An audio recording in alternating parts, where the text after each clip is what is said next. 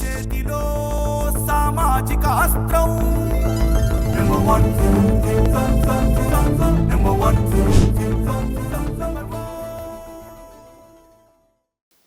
ఏం జరిగింది, ఎందుకు అలా కూలిపోవాల్సి వచ్చింది అనేది చాలా విషయాలు బయటికి రావాలి. దానికి సంబంధించి మరి ఏం జరుగుతుంది ఏంటనేది చూడాలి. అలాగే పైలట్ సుమిత్ సబర్వాల్ అతను కూడా మంచి ఎక్స్పీరియన్స్. ఎందుకంటే ఎప్పుడైతే ఇంటర్నేషనల్ ఫ్లైట్స్ ఉంటాయో కొన్ని వాటికి ఆషామాషిగా పైలట్లని నియమించరు. వారికి ఫిట్నెస్ ఉండాలి, దాంతోపాటు టోటల్ హవర్స్ అనేది వర్కింగ్ అనేది కూడా ఇక్కడ ముఖ్యంగా చూస్తారు. ఆ పరిధి దాటిన తర్వాత మాత్రమే ఇంటర్నేషనల్ ఫ్లైట్స్కి పంపిస్తారు. అప్పటి వరకు డొమెస్టిక్ ఎయిర్లైన్స్లోనే చేస్తారు. సో మొత్తానికైతే ఇది చాలా ఘోరమైనటువంటి ఇన్సిడెంట్. ప్రపంచవ్యాప్తంగా భారతదేశ చరిత్రలో అయితే మొట్టమొదటిసారి అంతమంది ప్రాణాలు కోల్పోవడం చాలా బాధాకరమైనటువంటి విషయంగా మనం చూడాలి. దీనికి సంబంధించి మనకి తన అభిప్రాయాన్ని వ్యక్తం చేసేందుకు ఒంగోలు నుంచి రాఘవయ్య గారు ఫోన్ ఇన్లో సిద్ధంగా ఉన్నారు. సార్ నమస్తే. రాఘవయ్య గారు, సార్ ఈ ప్రమాదం చాలా బాధాకరం. దీన్ని ఎలా చూడాలి? అధికారుల తప్పిదమా లేకపోతే ఏంటి అనేది ఏమన్నా మీరు ఐడియా వచ్చిందా మీకు ఏమన్నా?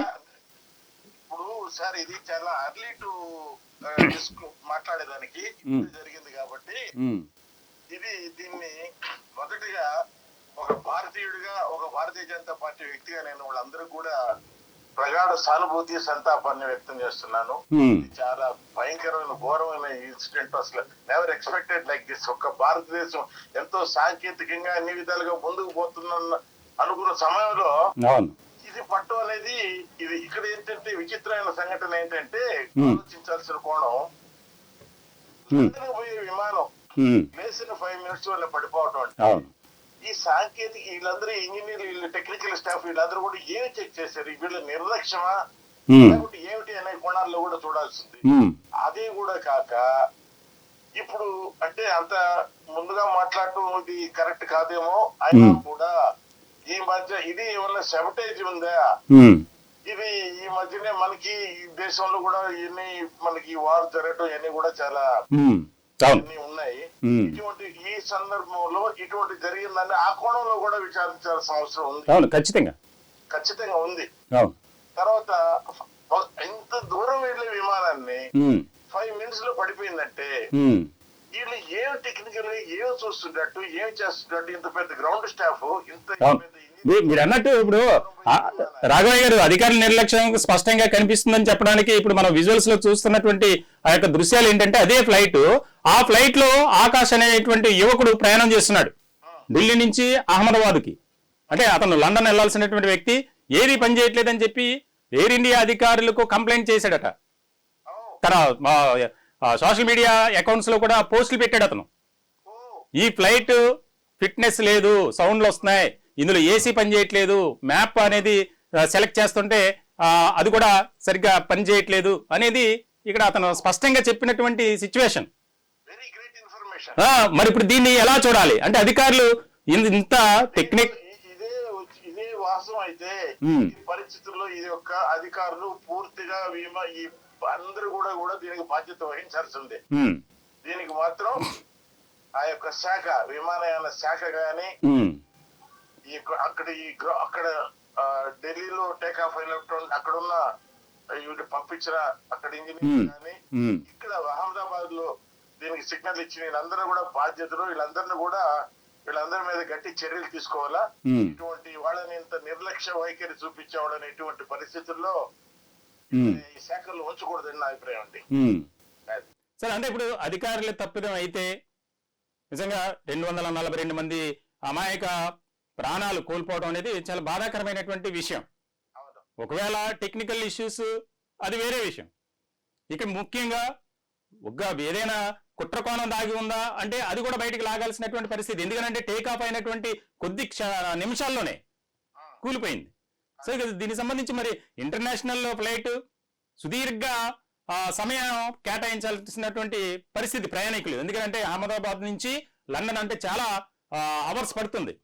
సో మరి ఇలాంటి సందర్భాల్లో అధికారులు నిర్లక్ష్య వైఖరా లేక అక్కడ టెక్నికల్ ఇష్యూనా, లేదంటే ఏమైనా ప్రమాదం జరిగిందా అనుకోకుండా, అంటే ముఖ్యంగా ఏదైతే పక్షులు కానీ పెద్ద పెద్ద ఇవి జరుగుతుంటాయి, అలాంటి సందర్భంలో జరిగిందా అనేది ఇక్కడ మనం ఆలోచించాలి. ఇప్పుడు ఇప్పుడు చాలా ఒక క్లూ వచ్చి ఆ ప్రయాణికుడు ఇచ్చిన ఇన్ఫర్మేషన్ ని సరిగా ఫాలో అయ్యే నెగ్లిజెన్స్, ఇది మాత్రం వీళ్ళ తప్పిదాను. అది ఏమైనా కానీ, అది కానీ ఫ్లైట్ యాక్సిడెంట్ అయినా కాకపోయినా కూడా ఇన్ఫర్మేషన్ ఇచ్చినప్పుడు ఈ సౌండ్స్ వస్తా ఉన్నాయి, అది ఇది అని, ఇంత ఏసీ పని చేయట్లేదు దీన్ని చెప్పినప్పుడు, ఇంత దూరం లండన్ వెళ్లే విమానాన్ని వీళ్ళు ఎంతో జాగ్రత్త తీసుకుని ఇక్కడ దేశం మన దేశ ప్రెస్టేజ్ కూడా ఇక్కడ ఇనుమడించి ఉందండి. అంతే కదా సార్. అవును, భారతదేశం అంటే ఈ రోజు ప్రపంచ దేశాల్లో మనం ఎంతో అగ్రగామిగా ముందుకు పోతున్నాం, ఎంతో అన్నిట్లో కూడా మనం సక్సెస్ అవుతున్నాం. ఇటువంటి టైంలో ఇది చాలా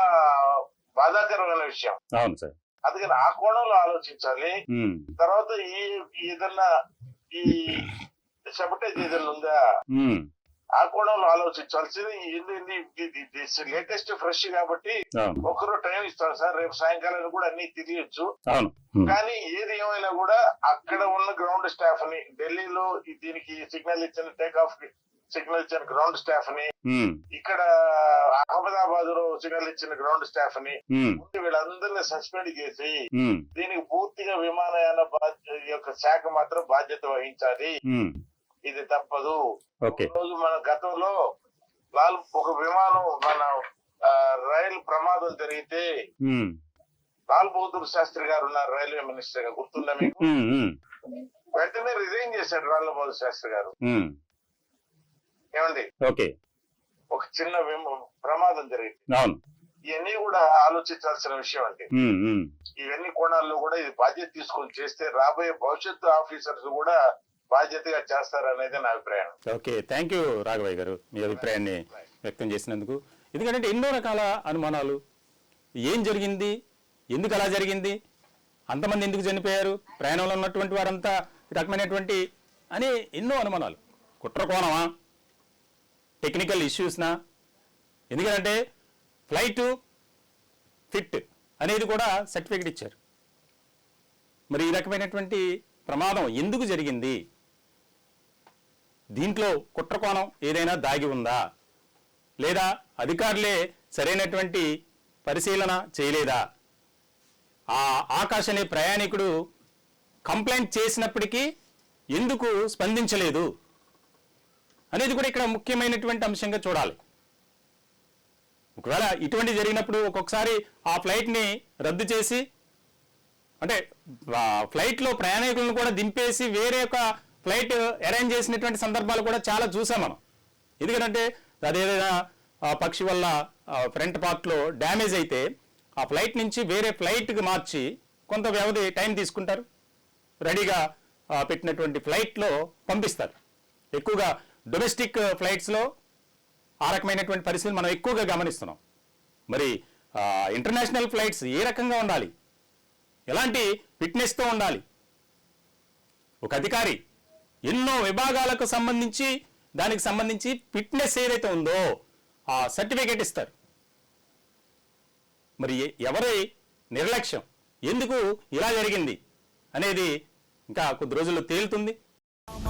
చేతిలో సామాజిక అస్త్రం నెంబర్ 1